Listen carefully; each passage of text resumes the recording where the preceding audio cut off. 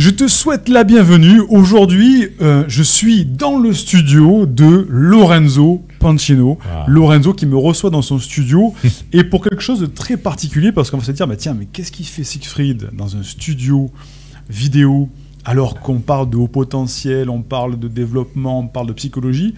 Lorenzo est ce qu'on appelle le magnificateur de voix. Le magnificateur. Monseigneur est bon. Oui, pourquoi est-ce qu'on m'appelle le magnificateur? C'est parce que c'est ça. On m'appelait, parce que maintenant c'est passé à autre chose, mais j'aide les gens à magnifier leur prise de parole face caméra, micro, voix. Dès qu'il y a une prise de parole, je les aide à magnifier. Souvent, je leur dis, mais vas-y, donne plus d'âme, magnifie le mot pour donner plus de cœur à ce que tu dis. Et c'est pour ça qu'après, beaucoup d'élèves m'ont appelé le magnificateur. Le magnificateur. Mais bon, ça c'était avant. Ça, c'était...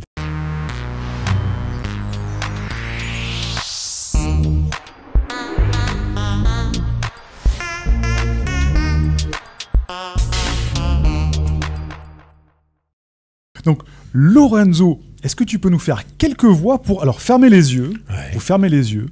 Et vous écoutez la voix pour savoir si vous l'avez déjà entendue quelque part. Fermez les yeux. Bonjour et bienvenue dans un dîner presque parfait. Aujourd'hui, je suis avec Siegfried. Ah, Siegfried, c'est toute une recette à lui tout seul. Coucou, c'est moi, petit genou. Harry Potter et les reliques de la mort en DVD Blu-ray. Oh, c'est incroyable le nombre de voix qu'ils peuvent faire. Que la force soit avec toi, jeune padawan.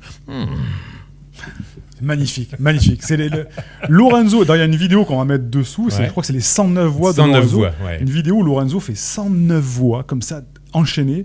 Et on se rend compte, en fermant les yeux, que on l'a entendu de partout, dans les publicités à la télévision, à la radio, un dîner presque parfait. Oui, entre autres. Ça fait plus de 30 ans, moi, maintenant. Je suis animateur radio, télé, j'étais sur Fun Radio, j'ai été intervieweur de l'Extrême dans l'émission exclusive sur TF1, sur M6, j'ai été la voix du dîner presque parfait, la voix de France Télévisions, sur France Télévisions ce soir. J'ai été la voix dans les Guignols de l'info, j'ai été comédien voix off, je suis toujours comédien voix off pour des dizaines de milliers de pubs, bandes annonces de films, même des jeux vidéo. J'ai été Peter Parker dans les jeux vidéo pour Spider-Man. Voilà, la voix et la déconne font partie de ma vie depuis plus de 30 ans. Et après, je me suis dit que ça, c'était ma passion de départ, mais l'idée de transmettre cette passion aux autres, ça m'est venu dans les années 90-95 à peu près, où tout à coup, je me suis retrouvé à transmettre mon savoir et ma passion à des gens que tu connais. Forcément. Cyril Lignac, ça c'est après, mais au début, Michael Youn, Fred Testo, des gens qui sont devenus des directeurs, qui sont devenus journalistes sur RMC, France Inter, RTL, etc. Ophélie Meunier d'M6, la belle de Zone Interdite, plein de gens, et cette passion de la transmission, je suis allé encore plus loin, puisque après j'ai créé des formations en ligne, j'ai formé des gens à la prise de parole, des leaders, des web entrepreneurs, etc. etc. Nous pouvons que nous abaisser. Non, remonte. Remonte, tu vas voir que le sol, il est pas lavé. Alors, Lorenzo, voilà, c'est quelqu'un, alors en dehors de la prise de voix, de la parole, qui est aussi un entrepreneur, qui est quelqu'un qui est aussi, et au potentiel aussi. Oui. Et au potentiel. Et donc aujourd'hui, tu enseignes la prise de parole. Pourquoi on parle de prise de parole aujourd'hui? Pour un problème très précis, d'ailleurs tu as dû le voir sur le titre de la vidéo, c'est que le haut potentiel a un problème de prise de parole. Tu le sais si tu m'écoutes, mais pas que seulement de prise de parole, un problème de prise de parole, de confiance en soi et de communication. Ouais. Et c'est là où je voudrais qu'on en vienne, parce que tu es un expert reconnu de notoriété publique sur la prise de parole. Moi, ce que je voudrais savoir, comme première question que je vais te poser, c'est est-ce que c'est inné? C'est inné uniquement pour, je dirais, 10 à 15% des gens sur cette terre. Et dans ces 10 à 15% des gens, il y a les gens qui n'ont peur de rien, tu sais, les fonceurs, mais qui sont pas forcément des grands orateurs. Hein. Oui. Ils sont pas forcément des beaux parleurs, comme on dit. Ils sont juste, ils n'ont pas peur de parler, donc ils prennent la parole naturellement. Puis après, il y a quelques pourcentages qui sont pour les fous, les fous, les cinglés, qui n'ont peur de rien. Donc en fait, tout est lié à la peur. Tu remarqueras, c'est souvent lié à la peur. Et puis après, tu as les experts, beaucoup d'experts qui sont dans leur domaine, des professeurs, des grands professeurs, qui n'ont pas peur et qui, parce qu'ils ont un savoir, vont parler très facilement aux gens. Mais c'est là, moi j'ai formé plein de grands professeurs de médecine, etc., qui étaient extrêmement imbus de leur personne. Et donc, comme ils sont imbus, ils ne se remettent pas en question et donc ils oublient le truc fondamental, c'est leur public. Et donc, moi, je dis qu'aujourd'hui, c'est inné pour 15-20% des gens, mais pour toutes les autres personnes, il faut apprendre plusieurs choses. C'est déjà, faut apprendre à respirer. Apprendre à écouter sa voix, ou à se voir, à se regarder, apprendre. Il y a des techniques aussi d'articulation, de diction pour se faire bien comprendre. Il faut apprendre à articuler et apprendre à voir. C'est tout bête, hein, il suffit d'aller sur Internet, tu regardes vire-langue ou fourche-langue et tu t'entraînes avec des je veux et j'exige, d'exquises, excuses. Tu fais ça toute la journée avec différents fourche-langues.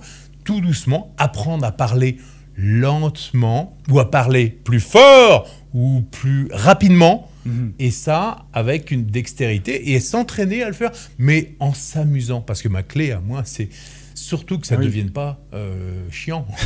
Ça ne devienne pas chiant. Bah ouais, ça pas une contrainte. Ça ne doit pas devenir une contrainte, ça doit devenir quelque chose d'amusant, comme quand on raconte un conte, une histoire à ses enfants avant de s'endormir. Si l'histoire est emmerdante. Voilà. Et les enfants, c'est génial quand on voit un enfant qui a les yeux grands comme ça. Moi, je sais que je faisais des voix à mes enfants, voilà. Mais tout le monde, tous les parents sont capables de faire ça. Donc, si on est capable de captiver son propre enfant, on est capable de captiver une audience. Donc ce que tu es en train de nous dire, c'est qu'on l'a tous en nous, mais il faut le travailler pour le révéler tout ça, en fait. C'est ça. En fait, c'est comme si on avait tous... Il y avait plusieurs chanteurs, dont Florent Pagny, qui disait le talent, c'est un don qu'on a travaillé. Exact. Je pense que toute personne a ce don de la communication. D'ailleurs, on a le don du langage que les animaux n'ont pas. Et il faut juste apprendre à travailler ce don pour que ça devienne un talent. Et ce qui est génial, c'est que quand on travaille ce don, eh bien, on prend du plaisir. Et plus on prend du plaisir, plus on a envie de communiquer avec l'autre et plus ça devient facile. Alors, justement, est-ce que toi, au début... tu étais quelqu'un de très à l'aise avec la voix? Est-ce que tu étais quelqu'un de très sûr de toi? Est-ce que tu... Non, monsieur, non, monsieur. Non, moi j'avais un... Il faut savoir que dès l'âge de 5 ans, je rêvais d'entendre ma voix, de faire entendre ma voix. Je rêvais de passer un message, d'animer les gens, de transmettre ça. J'avais envie de voir mon nom en haut d'une affiche. Sauf que j'étais plutôt réservé, j'étais pas du tout en confiance, j'avais pas du tout le truc, je savais pas. Mais je faisais plein de bruit pour qu'on me remarque. Parce que j'étais dans une famille de grande gueule. Déjà. Donc, comme j'étais le dernier d'une famille de grande gueule, il fallait que je me fasse entendre. Mais à l'âge de 5 ans, et ça c'est drôle, c'est que on m'avait offert à l'époque, c'était un téléphone, une cassette. C'était une cassette. Voilà, les gens de moins de 70 ans ne peuvent pas comprendre. Bref. Tous les jours, j'enregistrais des voix avec ce téléphone. Et je me suis entraîné. Je faisais De Funès, Tarzan, le vietnamien, l'accent chinois, le journaliste à la télé. Et j'improvisais toute la journée. Je m'entraînais. Et ce qui est de fou, c'est que quelques années plus tard, quand je suis devenu animateur radio, quand je suis allé à l'école de radio, eh bien, tu sais comment je faisais? J'écoutais la radio. J'écoutais les animateurs. Avec un dictaphone à l'époque, j'enregistrais la voix de l'animateur. Je prenais sur un bout de papier ce qu'il disait, j'ai noté. Avec un deuxième dictaphone, j'écoutais, je lisais le texte, j'enregistrais ma voix, je réécoutais ma voix, ça va pas là. Je réécoutais, je refaisais. J'écoutais, je refaisais. J'écoutais, je refaisais. J'écoutais, je refaisais. Et au bout d'un moment, c'est devenu comme du solfège. Mais oui. Do, ré, mi, fa, sol, la, si, do. Tes gammes de J'avais mes gammes. Ouais. Et après, une fois que j'avais mes gammes, je voulais pas ressembler à l'animateur que j'écoutais. Donc, j'ai mis ma propre personnalité.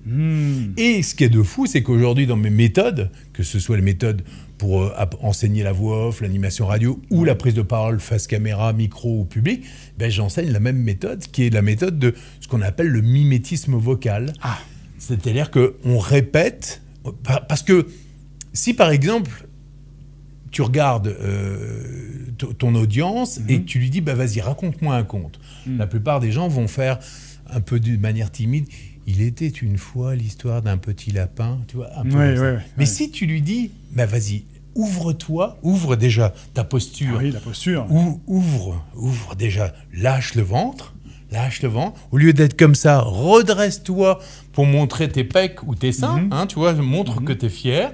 Redresse ton menton et puis souris, illumine ton sourire. On va en parler après tout ça, ces petits détails qui font la différence. Ouais. Et là, au lieu de faire « il était une fois », tu fais « il était une fois », tu vois, avec les yeux, « il était une fois l'histoire d'un petit lapin blanc qui voulait devenir un énorme ours ». Et ça change toute la donne. Entraîne-toi avec un conte, tu vas voir, et tous les jours, parce qu'un conte, on s'adresse à des enfants, ça fait moins peur. C'est plus simple à aborder. Et l'entraînement, tu vois, juste à côté de ce studio, il y a mes voisins, il y a quelques années de cela, ils m'ont dit, est-ce que tu peux faire quelque chose pour notre fils ? Notre fils, il est super timide, il n'ose même pas aller demander dans un fast-food un hamburger à la caisse, il demande à son frère d'aller commander à sa place. Je connais, je vois de quoi tu parles. J'étais comme ça quand j'étais petit. T'étais comme ça, toi, je sais que tu m'avais raconté ça. Eh bien, je l'ai entraîné avec « Il était une fois une histoire, un conte ». Aujourd'hui, c'est une grande gueule. Aujourd'hui, il va dire « l'addition, s'il vous plaît !» Lorenzo, allez. Ah oui, donc ce que tu dis, c'est super intéressant, c'est qu'en fait, en s'entraînant, on arrive à modifier la prise de parole, on arrive à modifier sa confiance en soi, tu le disais par rapport à ce jeune homme, et donc tout ça, ça s'apprend. C'est pas inné aussi. Tu me disais qu'il y en a qui sont innés, mais ça peut s'améliorer, c'est pas un blocage qu'on va garder toute sa vie. Non, j'y crois pas. Le blocage de la peur, il y a les blocages de la peur, mais souvent cette peur, elle est liée au fait qu'on se parle à soi. Et comme on a une perception de soi qui est mauvaise, donc estime de soi, confiance en soi qui est burk, c'est ça, c'est genre... Donc on se retourne et on se regarde. Moi, personnellement, je ne sais pas toi, mais si moi je faisais que me regarder, j'arrêterais pas d'arrêter en disant « Ah là, tu bouges trop, là tu fais ci, tu fais ça ». Mais je serais pas... Autocorrection permanente. On n'arrêterait pas de chercher la perfection, alors que, moi je le dis souvent, c'est la perfection, c'est le début de l'amateurisme. Exactement. Alors que la décontraction, en gros, comme on est là, c'est le début du professionnalisme. Et donc, plus on est décontracté, plus on est cool, plus on est relâché, et plus on s'adresse à son public, parce qu'on n'est pas tourné vers soi, on est tourné vers l'autre. Et puis on prend plaisir à le faire, et donc on donne envie aussi. Donc c'est très intéressant ce que tu me dis sur la prise de parole, et le fait de s'entraîner, de s'écouter, d'apprendre à s'écouter et de s'améliorer. Parce que le problème que rencontre le haut potentiel, il y a deux problèmes principaux. Le premier, c'est le manque de confiance en soi, la remise en question constante, et de ne pas vraiment avoir confiance en soi. Et ça génère derrière une prise de parole qui est totalement déconstruite, c'est-à-dire c'est les épaules, comme tu disais tout à l'heure, les épaules fermées, la petite voix. Vous parlez très vite parce qu'en fait la pensée des hauts potentiels va très vite, donc je parle très vite. Et il se retrouve dans un cercle vicieux comme ça de je suis pas à l'aise en prise de parole, quand je prends la parole c'est pas bien, donc j'ai encore moins confiance en moi, et c'est un cercle vicieux qui s'alimente à cause juste de la communication et la prise de parole. Donc après, bien sûr, on peut avoir des problèmes beaucoup plus profonds par rapport à ça quand on est au potentiel, on le sait, mais la prise de parole est un des leviers, je pense, pour moi, les plus simples pour avoir déjà une modification dans son comportement et avoir un levier d'évolution très rapide. Oui, pour la communication, parce que souvent, quand tu dis les hauts potentiels ont des problèmes de communication, de lien avec l'autre. Et donc, rien que, même tu parlais de couple, que c'était difficile de parler à sa moitié. Le fait de parler, d'apprendre à parler, de répéter une histoire, commencer à s'affirmer, se relever, s'affirmer, la notion de s'affirmer quand on parle. Souvent, quand on parle avec une voix comme ça, assez fluette ou monocorde comme ça, ou alors on parle très très fort comme ça, et voilà. Et ben juste le fait de s'affirmer quand on parle. Vous voyez, le fait de s'affirmer quand on parle. J'ai pas dit le fait de s'affirmer quand on parle. J'ai fait le fait de s'affirmer quand on parle. Je ferme ma phrase. Et j'affirme ce que je dis. L'intonation. Ouais. L'intonation. Et j'affirme ce que je dis. Tu vois, j'affirme ce que je dis. J'affirme ce que je dis. Il y a beaucoup de gens qui vont parler en étant en l'air. Avec un langage visuel, physique aussi. Oui. Au lieu d'être comme ça, de se renaître, j'affirme ce que je dis, tout simplement. Et avec le sourire. Le sourire. Alors justement, est-ce que tu peux nous donner quelques conseils de base à la portée d'un débutant qui voudrait apprendre un petit peu à modifier sa prise de parole, sa communication, quelques principes de base simples pour modifier. Tu nous en as déjà donné beaucoup. Et comment est-ce qu'on structure, par quoi on commence, qu'est-ce qu'il faut faire en premier? La première chose à faire, c'est d'apprendre à respirer. Apprendre à respirer. Ouais. En fait, c'est facile. La respiration, souvent, on pense que toute la respiration est liée aux poumons. La respiration, elle commence dans le ventre, elle passe dans les poumons, et puis ensuite, elle va dans la tête, elle fait une pause, et quand on expire, elle passe de la tête au cœur, au ventre, pause. Ensuite, on inspire, ventre, cœur, tête, tête, cœur, ventre. Et testez-le, hein, quand vous mettez la main sur le ventre, vous allez tester. Ah ouais. Et d'ailleurs, quand on le fait en fermant les yeux, on est beaucoup plus stable, on est beaucoup plus calme. Le problème de la plupart des gens qui ont peur de communiquer ou de parler en public, c'est qu'ils parlent en faisant ça, en suroxygénant. Comme ça. Et donc, quand elle est comme ça, forcément, on a déjà la voix très haute et on n'est pas à l'aise. Alors que là, quand je parle comme ça, je mets du feu dans la voix. C'est-à-dire que je mets du feu dans l'air et donc ça réchauffe. Et donc, alors qu'en fait, le but, c'est d'avoir l'air le plus frais possible. Et donc, le plus frais, il est dans le bas, il est dans le ventre. Et c'est pour ça que quand on commence à parler, il ne faut surtout pas faire parce que souvent, on bloque et là, on est déstabilisé. Il faut lâcher le ventre le plus simplement possible, sourire. Et puis, ne pas inspirer avant de parler. En fait, on a largement suffisamment d'air dans le corps pour démarrer. Et quand on parle, au lieu de faire « Bonjour !» tu vois, on parle, on gonfle le ventre, on sourit, on ne se précipite pas, parce que sinon, on ne comprend plus rien. On ne se précipite pas, on lâche le ventre, on sourit, et on fait « Bonjour, comment ça va ?» Vous voyez, au lieu de « Bonjour !» Bonjour, tout simplement. Et je pense qu'il y en a beaucoup qui vont se reconnaître dans la voix hyper aiguë des hauts potentiels qui, quand ils parlent, ils ont justement une voix super aiguë parce qu'on garde comme ça. Parce qu'on garde l'air là dans les poumons. Exactement. Et quand on bloque l'air dans les poumons, qu'est-ce qui se passe? C'est exactement comme quand on est en piscine, dans une piscine et qu'on ne peut plus respirer au bout d'un moment. On cherche l'air. Et donc on parle avec la voix la plus haute. Et quelle sensation on a quand on est coupé de la tête? C'est qu'on a l'impression de ne plus se souvenir de quoi que ce soit. On a la bouche sèche, on n'est pas à l'aise et on a une seule envie, c'est de se barrer, forcément, ce qui est complètement logique. Donc, respirez tranquillement en faisant fonctionner cette colonne d'air entre le ventre, le cœur, la tête, et ne vous précipitez pas. Plus on se précipite, moins on est à l'aise. Pour arriver à se précipiter, il faut avoir quelques années d'expérience parce que, voilà, moi, quand je parle, je peux parler très très vite, mais je peux aussi calmer la donne. Et c'est important de calmer la donne avec la respiration. Ça, c'est l'étape numéro 1, c'est respiration. Étape numéro 1, respiration.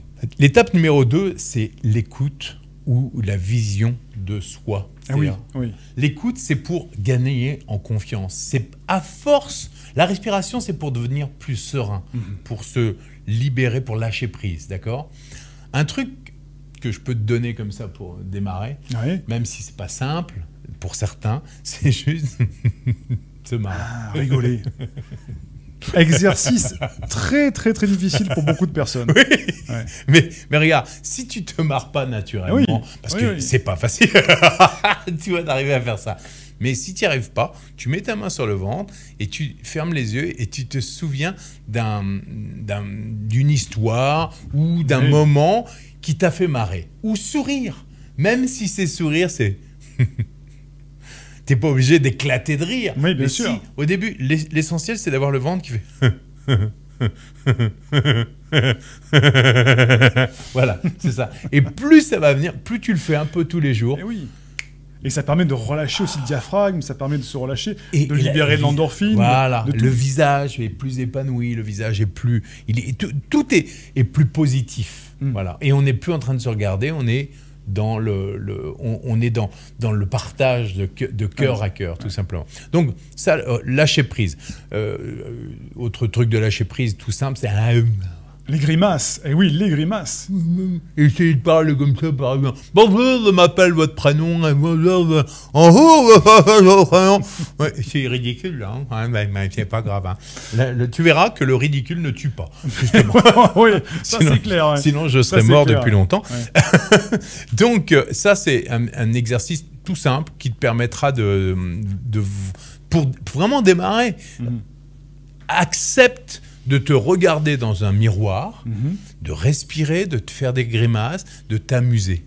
De la méta-audition, c'est-à-dire s'écouter soi-même, mais pas pour se dire non, je suis nul, Pas pour se juger. Voilà, c'est qu'est-ce que je change, qu'est-ce qui est différent dans ce que je fais, qu'est-ce que je peux modifier, comment, pour s'écouter, comme si on se regardait de l'extérieur, comme ça, de plus loin. Exactement, comme si on se regardait en mode...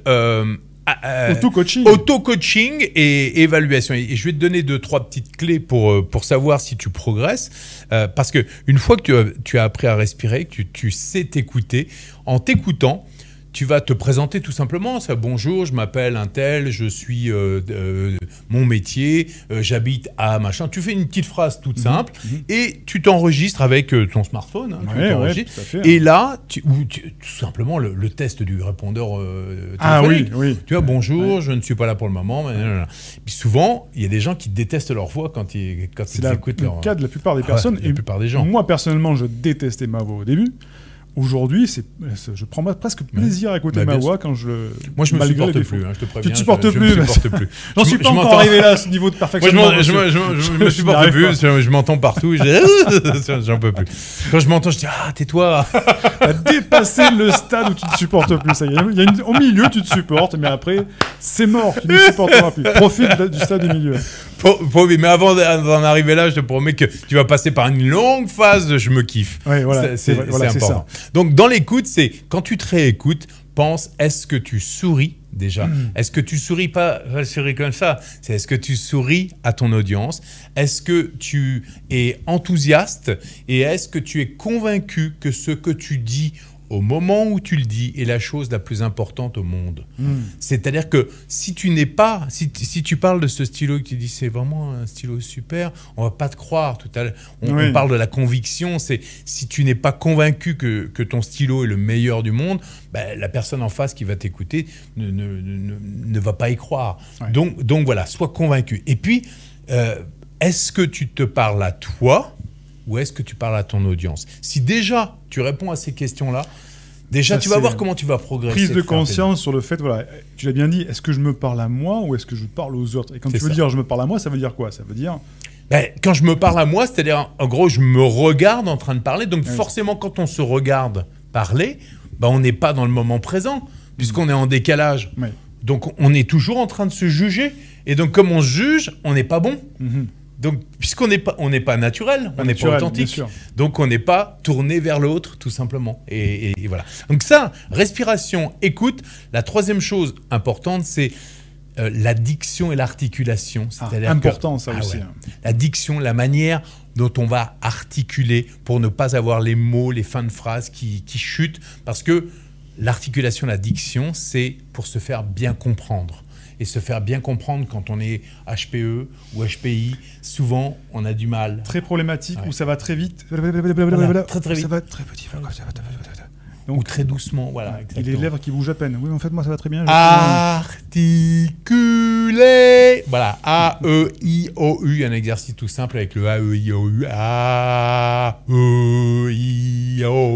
Voilà, faites tourner vous essayez de tenir la note le plus longtemps possible. Et alors, est-ce que ça vaut le coup, comme tu dis, alors je ne me rappelle plus si on le disait hors antenne ou pendant l'enregistrement, de prendre un modèle, d'enregistrer quelqu'un, de renoter ce qu'il était en train de dire et de s'écouter soi-même en disant, tiens, est-ce que par rapport à ce que la personne dit, la tonalité, la vitesse... Le mimétisme, on l'a dit juste avant. Le mimétisme vocal, oui, pour moi c'est important, mais il faut prendre, et ça c'est important, de prendre référence et enregistrer quelqu'un qui a la même énergie que soi. Ah, très important. Ça c'est super important. De ne pas vouloir faire de la suradaptation sur la voix. Imagine, je dis n'importe quoi, tu as une énergie plutôt molle ou cool ou plutôt introvertie et tu veux devenir Bernard Tapie. On n'est pas du tout aligné avec ça. Eh ben, t'es pas dans la même énergie. Tout de suite, ça veut pas dire que tu ne le sauras pas. Ça va faire de l'imitation. Mais tu vas pas être naturel. Donc il faut passer par quelqu'un qui est plutôt cool. Par exemple, tu prends un exemple qui est assez neutre, pondéré. Je dirais c'est quelqu'un comme Steve Jobs. À l'époque, Steve Jobs, il parlait de manière posée, comme un expert, mais il parlait pas trop vite, il parlait pas trop doucement, il parlait bien. C'était et puis ces exemples de prise de parole sont excellents. Donc prends exemple plus sur quelqu'un de pondéré. C'est ce qu'il y a de mieux parce que ça t'amène.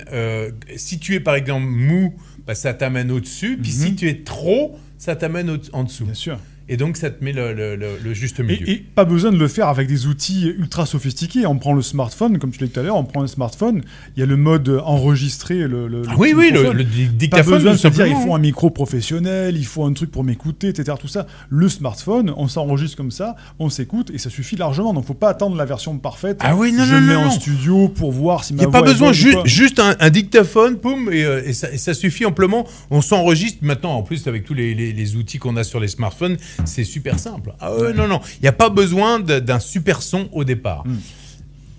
Respiration, écoute, articulation, puis ensuite, il y a la gestuelle. Ah, la gestuelle. La gestuelle, la posture. Très important pour les hauts potentiels qui ont des problèmes là-dessus. Quand tu veux communiquer avec quelqu'un, si tu es comme ça, tu vas pas être bien. Tu vas montrer une image qui est négative, même si dans ton esprit, c'est super... T'as une tête...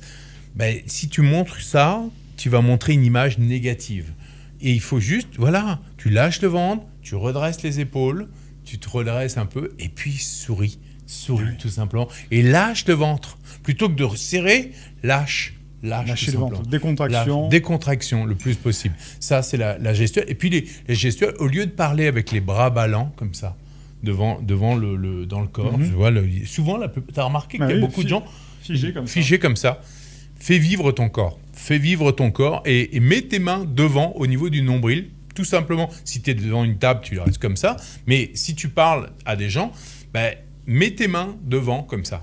Tout simplement. Là, tu mets les mains là et tu parles. Tu verras que déjà à la télé, tu as remarqué à la télé, que les comédiens, les hommes politiques, les animateurs, tous les gens qui savent communiquer, ils parlent tous avec les mains devant. Le non-verbal. C'est le non-verbal. Et ça rajoute de la nuance, ça rajoute des choses. Et ça crée la confiance chez l'autre. Parce que quelqu'un qui va parler avec les mains devant, il va créer inconsciemment de la confiance chez son interlocuteur. C'est fou, hein? Et puis on parle, on amène les choses, on explique. Si on a ce langage à la base comme ça, et qu'on se met à parler comme ça, il y a un truc d'anormal qui ne va pas. Il y a quelque chose d'anormal et pas naturel. On ne parle pas sans faire de gestes. Si on est comme ça, c'est qu'il y a un problème. Alors, ça paraît ultra simple comme ça, comme conseil. Oui, alors c'est vrai, il faut que je ralentisse mon flow. Oui, mais est-ce que tu le fais? Est-ce que tu le fais? Est-ce que tu cherches à le modifier? C'est ça la question qu'il faut se poser, c'est est-ce que tu le fais ou pas? Et encore une fois, comme tu l'as dit au tout début, c'est de l'entraînement. Ouais, c'est de l'entraînement. C'est de l'entraînement. C'est-à-dire que si tu dis, bah, je suis pas à l'aise en communication, je suis pas bien, mais qu'est-ce que tu fais? Bah, je suis pas à l'aise, je suis pas. Bah oui, mais il faut changer. Qu'est-ce que tu vas changer? Des trucs super simples. Un téléphone, s'enregistrer, prise de parole. Ouvrir les épaules, c'est quand même pas compliqué. Parler lentement, si tu parles trop vite, parler plus fort, si tu parles de... Voilà, c'est sortir de ta zone de confort pour aller chercher ce que tu n'as pas l'habitude de faire. Et respirer, ça c'est un truc, c'est la base. Ils sont au courant à l'université parce que la première des formations, c'est une formation dans laquelle on apprend à canaliser ses pensées. Et il y a des exercices de respiration parce que bien sûr. On arrive à canaliser son flot de parole et on arrive à canaliser ses pensées aussi. Donc c'est très très bon exercice. C'est essentiel. Je pense que la respiration, elle est là. Ouais. L'émotion est canalisée par la respiration. Indique-moi en description à quelle adresse t'as envoyé la formation offerte qui s'intitule « Canalise tes pensées envahissantes et profite de l'instant présent ». Et surtout, partage cette vidéo à une personne de ton entourage que ça pourrait aider. Et n'oublie pas, comme le disait Einstein, la folie c'est de faire toujours la même chose et de s'attendre à un résultat différent. Si tu veux t'épanouir avec la douance, c'est le moment d'utiliser le bon mode d'emploi, celui qui fonctionne avec toi, et de changer pour faire de cette terre un monde meilleur.